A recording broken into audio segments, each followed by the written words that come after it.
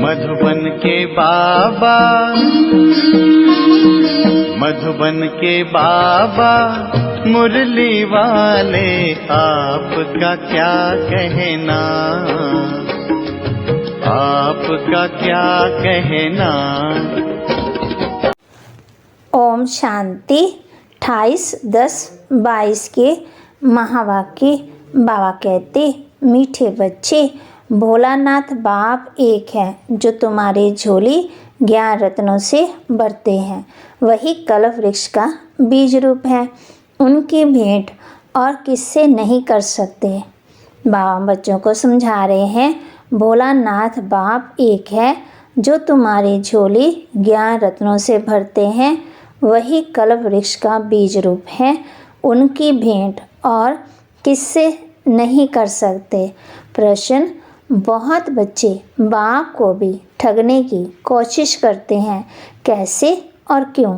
उत्तर, बाप को यथार्थ ना पहचानने के कारण भूल करके भी छिपाते हैं, सच नहीं बताते हैं, सभा में छिपकर बैठ जाते हैं।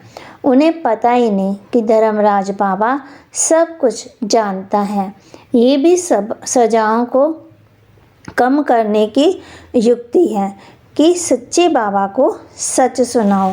गीत, भोलेनाथ से निराला और कोई नहीं, मेरी बिगड़ी बनाने वाला और कोई नहीं है। ओम शांति। बच्चे समझ गए हैं कि भोलानाथ सदा शिव को कहा जाता है। शिव भोला भंडारी, शंकर को भोलानाथ नहीं कहेंगे, ना और कोई को ज्ञान का सागर कह सकते हैं। बाप कहते हैं, मैं ही आकर के बच्चों को आदि मध्यांत की नॉलेज अथवा ज्ञान सुनाता हूँ, तो एक ही ज्ञान का सागर ठहरा, ना शंकर ना अव्यक्त ब्रह्मा। अव्यक्त ब्रह्मा तो सूक्ष्मवतन में रहता है।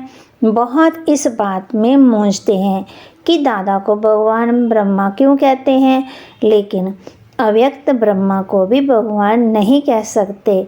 अब बाप समझाते हैं कि मैं ही तुम्हारा पारलौकिक पिता हूँ। परलोक ना स्वर्ग को ना नरक को कहेंगे।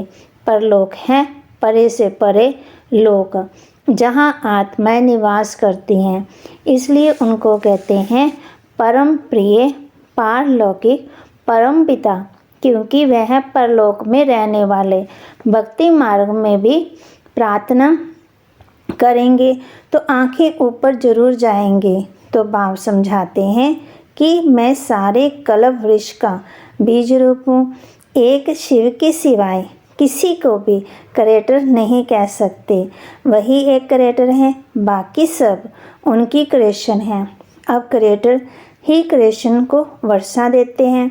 सब कहते हैं हमको ईश्वर ने अथवा खुदा ने पैदा किया है, तो उस एक ईश्वर को सब फादर कहेंगे। गांधी को तो फादर नहीं कहेंगे। बेहद का रास्ता बाप एक ही है। वही समझाते हैं कि मैं तुम्हारा पारलौकिक परम पिता हूँ। बाकी आत्माएं तो सब एक जैसी है, कोई बड़ी छोटी नहीं होती। जैसे ज्ञान सूर्य, ज्ञान चंद्रमा, ज्ञान सितारे, तो उस सूर्य चांद की साइज में तो फर्क है, लेकिन आत्मा का साइज एक जैसे है। बाबा कहते हैं, मैं कोई साइज में बड़ा नहीं हूँ, लेकिन परम धाम में रहने वाला हूँ, इसलिए मुझे परम आत्मा कहते हैं। परमात्मा ही में ही सारा ज्ञान है। वह कहते हैं जैसे मैं अशरीरी हूँ, वैसे आत्मा भी कुछ समय परम धाम में अशरीरी रहती है, बाकी स्टेज पर जास्ती समय रहती है।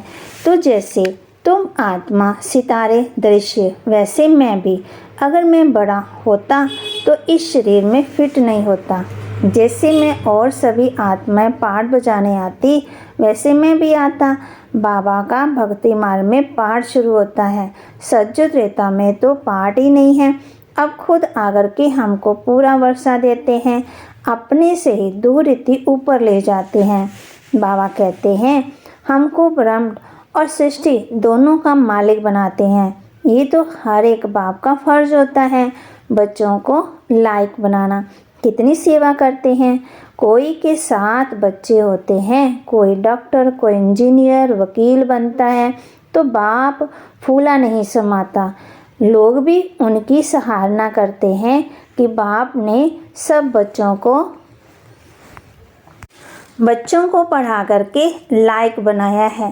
परंतु सब एक जैसे तो नहीं पढ़ते, कोई क्या बनता। वैसे बाबा कहते हैं, मैं तुमको कितना लायक बनाता हूँ।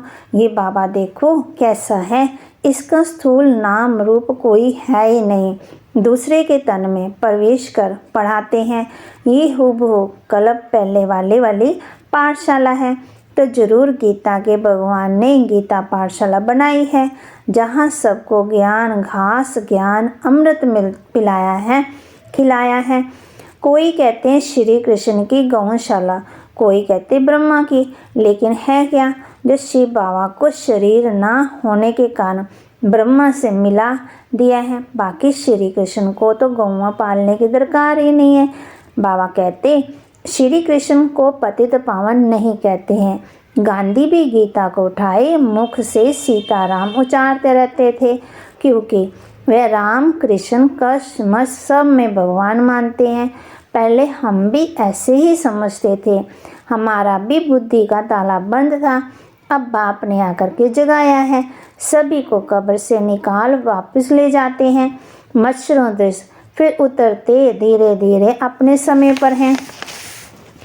तुमको बाप समझाते हैं कि मुझ एक को याद करो। स्टूडेंट को भी बाप टीचर याद रहता है। तुमको तो बाप पढ़ाते हैं, यही तुम्हारा गुरु भी है। तीनों का ही फोर्स है ना। फिर भी ऐसे बाप को भूल जाते हैं। ऐसे भी बाबा कहते जो बच्चे हैं फुल कास्ट कहलाने वाले बच्चे हैं, जो 5 मिनट भी याद नहीं करते, तब कहते हैं ओहो माया, मैं बच्चों का ताला खोलता हूँ, तुम बंद कर देती हो। जरा भी विकार में गया तो बुद्धि का ताला लॉकअप हो जाता है, माना समझ नहीं रहती है। फिर भी सच सुनाने से सज़ा कम हो जाती है। अगर आप पे ही जाकर जज को अपना दोष बताएं तो कम सज़ा देंगे। बाबा भी ऐसे ही करते हैं। अगर कोई बुरा काम कर छिपाता है तो उसको कड़ी सज़ा मिलती है। तो धर्मराज से कुछ छिपाना नहीं है। ऐसे बहुत हैं जो विकार में जाकर फिर छिपकर सभा में बैठ जाते हैं, लेकिन धर्मराज से क्या छिपा सकते हैं। निश्चय नहीं है तो ऐसे बाप को ठगने की कोशिश करते हैं, लेकिन साकार को बल ठग ले। निराकार बाबा को सब जानते हैं। तुम्हें इस तन से शिक्षा भी वही दे रहे हैं। तुमसे बहुत पूछते हैं कि दादा के तन में परमात्मा कैसे आते हैं। ये तो गृहस्थी था, बाल बच्चे थे, इसमें कैसे आते हैं। क्यों नहीं कोई साधु संत के तन में आते हैं। लेकिन परमात्मा को तो पतित पावन का बनाना है ना, जो पुजारी से पूज्य बना रहे हैं। ये भी जैसे बजोली खेलते हैं। ब्राह्मण ही देवता, फिर क्षत्रिय, फिर वैश्य, ये वर्ण भी भारत में ही है और कहाँ वर्ण नहीं है। अब मैंने 15 मिनट भाषण किया, ऐसे तुम भी समझा सकते हो। बाबा करके डायरेक्ट बात करते हैं। तुम कहेंगे शिव बाबा ऐसे समझाते हैं। शिव अलग है, शंकर अलग है, ये भी साफ साफ समझाना है। ये है शिव बाबा का परिचय देना।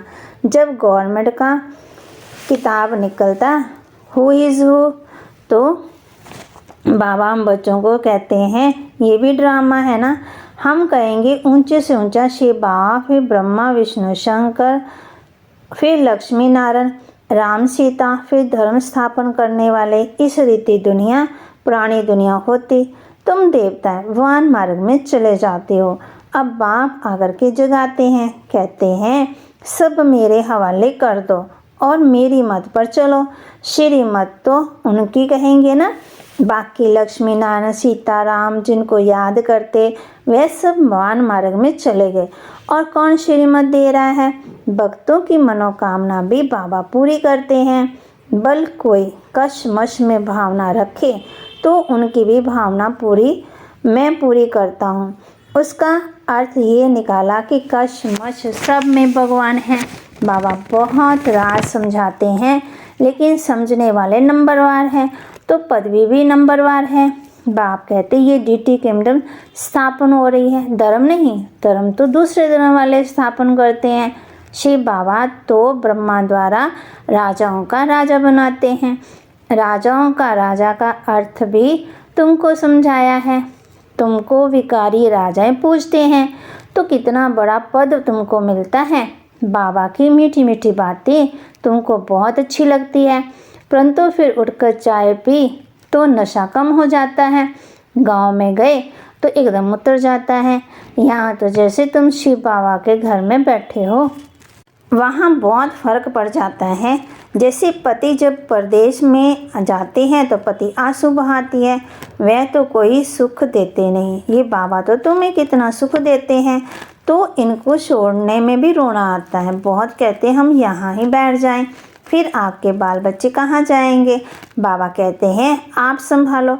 हम कितनों के बच्चे संभालेंगे, लेकिन ठहरो, सर्विसेबल बनो तो तुम्हारे बच्चों का भी प्रबंध हो जाएगा। शुरू में थोड़े थे तो उनके बच्चे संभाले, अब कितने हैं, उनके बच्चे बैठ संभाले। उनसे कोई गुम हो जाए तो कहेंगे हमारा बच्चा गुम कर दिया।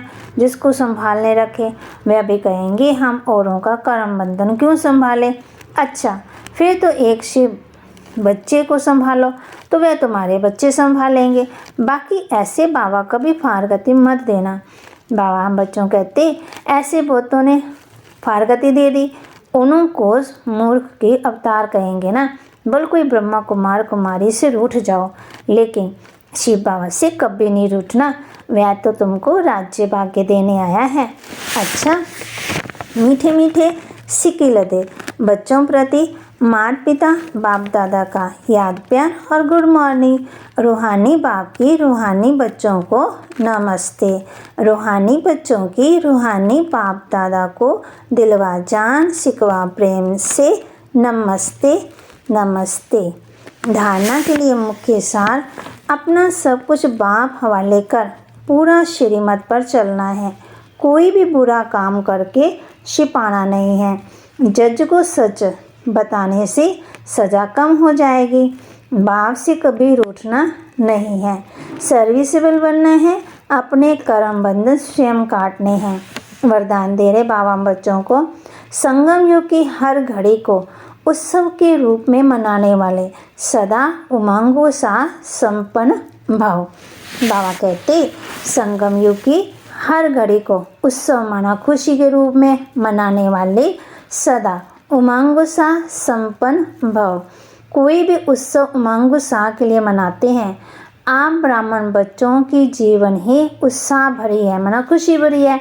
जैसे इस शरीर में श्वास है तो जीवन है, ऐसे ब्राह्मण जीवन का श्वास ही उमंग उत्साह है। इसलिए संगम युग की हर घड़ी उत्सव है, लेकिन श्वास की गति सदा एक रस नॉर्मल होनी चाहिए। अगर श्वास की गति बहुत तेज हो जाए या स्लो हो जाए तो यथार्थ जीवन नहीं कही जाएगी। तो चेक करो कि ब्राह्मण जीवन के उमंग उत्साह की गति नॉर्मल अर्थात एक रस है। बाबा हम बच्चों को कह रहे हैं, स्लोगन दे रहे हैं, सर्व शक्तियों के खजाने से संपन्न रहना यही ब्राह्मण स्वरूप की विशेषता है। सर्व शक्तियों के खजाने से संपन्न रहना यही ब्राह्मण स्वरूप की विशेषता है। जगदम्बा सरस्वती जी के महावाक्य, अनमोल महावाक्य, ये जो मनुष्य गीत गाते हैं, ओ गीता के भगवान अपना वचन निभाने आ जाओ। अब वो स्वयं गीता का भगवान अपना कल्प पहले वाला वचन पालन करने के लिए आया है और कहते हैं, हे बच्चे, जब भारत पर अति धर्म गलानी होती है तब मैं इसी समय पर अपना अंजाम पालन करने, माना वायदा निभाने के लिए अवश्य आता हूँ। अब मेरे आने का ये मतलब नहीं कि मैं कोई युगे युगे आता हूँ। सभी युगों में तो कोई धर्म गलानी नहीं होती, धर्म गलानी होती ही है कलयुग में।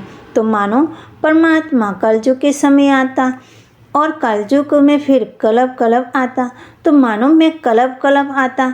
कलप में फिर 4 युग हैं, इसको ही कल्प कहते। आधा कल्प सतयुग त्रेता में सतोगुण सतो प्रधान है, वहाँ परमात्मा के आने की कोई ज़रूरत नहीं। और फिर तीसरा द्वापर युग से, तो फिर दूसरे धर्मों की शुरुआत है। उस समय भी अति धर्म ग्लानि नहीं है। इससे सिद्ध है कि परमात्मा तीनों युगों में ही आता नहीं है। बाकी रहा कलयुग, उसके अंत में अति धर्म ग्लानि होती है। उसी समय परमात्मा आए अधर्म विनाश कर सत्य धर्म की स्थापना करता है। अगर द्वापर में आया हुआ होता तो फिर द्वापर के बाद तो अब सतयुग होना चाहिए, फिर कलयुग क्यों? बाबा क्वेश्चन पूछ रहे हैं, मम्मा पूछ रही है ना। ऐसे तो नहीं कहेंगे कि परमात्मा ने घोर कलयुग की स्थापना की, अब ये जो बात ही नहीं हो सकती। इसलिए परमात्मा कहते हैं मैं एक हूँ और एक ही बार आए, अधर्म का विनाश कर, कलयुग का विनाश कर, सतयुग की स्थापना करता। मेरे आने का समय संगम युग है। अब ये तो हम जानते हैं कि मनुष्य आत्मा की किस्मत बनाने वाला कौन है और किस्मत बिगाड़ने वाला कौन है। हम ऐसे नहीं कहेंगे कि किस्मत बनाने वाला बिगाड़ने वाला वही परमात्मा है।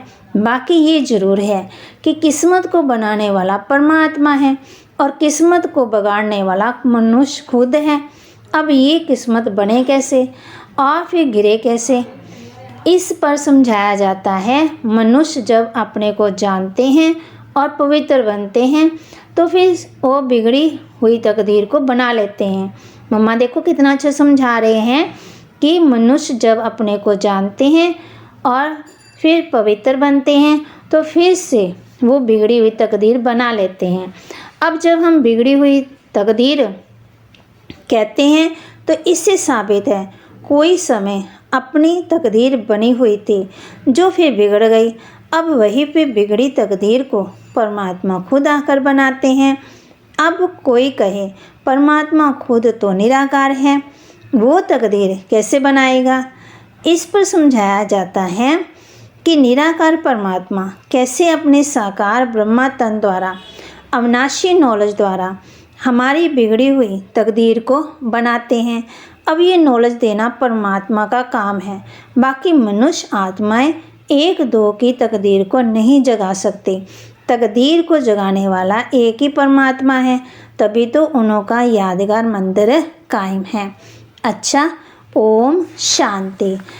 और अब यह एक बहुत अच्छी वीडियो भी ज़रूर देखें।